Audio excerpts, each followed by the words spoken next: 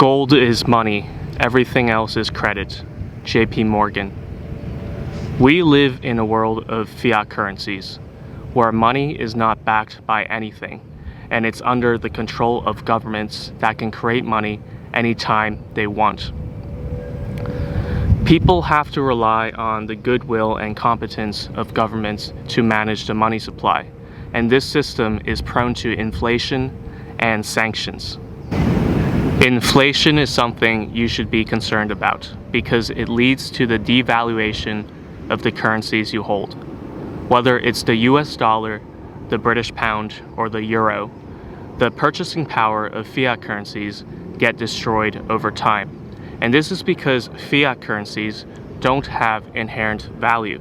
They only have monetary value that comes from government mandate. The governments control fiat currencies and they can create as much currency as they want. They can manipulate the money supply as much as they want. And governments tend to create more money supply so they can spend more and fund their budgets more. And this leads to an increase in money supply and a devaluation of the money you hold, because the more supply that there is, the more money supply there is, the less value each unit of that currency has. And whether it's in the form of paper money or now digitized assets, governments have total control of their currencies. And that's why fiat currencies are a problem, because they are very prone to inflation and they rely on the competence and goodwill of governments. And that's not always guaranteed, because governments are not always competent and they don't always have the goodwill or the best interests of their people at heart. There is an alternative monetary system, and that is the gold standard. Gold has been used as money throughout history, and unlike fiat currencies, gold has inherent value, which means that whether or not gold is used as money, it has value, because gold is a beautiful metal, it's a rare metal, and it has properties that make it useful for multiple purposes. So gold is used in jewelry and decorations, and it's highly prized for its beauty and rarity, and its durability as well. Gold is also used in electronics for its metallic properties, and it also has applications in aerospace and medicine. There are two major characteristics of gold that make it a good form of money. First of all, it is rare, which means that it is difficult and expensive to produce gold, which is to find gold, mine gold, and process gold. And it is also very difficult to convert other materials into gold. Alchemists throughout history have unsuccessfully tried to convert other metals into gold. And in the 20th century, scientists have managed to convert other materials into gold, but these are through very expensive processes, like putting them through particle accelerators, which make them not profitable if they try to actually make money from it, because these are very expensive things to do. And the gold that they do create are actually often radioactive isotopes of gold that decay over time, rather than the stable gold isotope Au-197, which is the gold that is found in nature and that we actually use and we actually hold. And the second characteristic that makes gold a good form of money is that gold is stable and durable. Gold is resistant to corrosion, rust, and tarnishing. And gold has a reputation of being indestructible because it does not get destroyed under normal conditions. So the gold supply is stable because it is very difficult to produce new gold, and the gold that is produced is very durable. There is no fear of gold getting destroyed.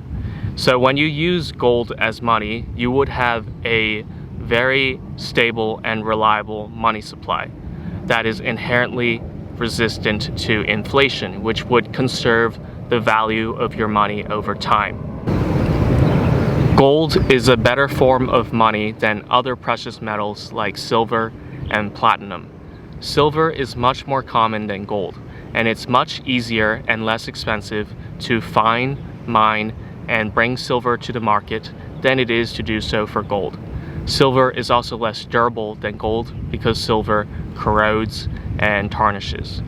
Platinum, while rarer than gold, resembles less expensive metals. It doesn't have the unique look and beauty that gold does.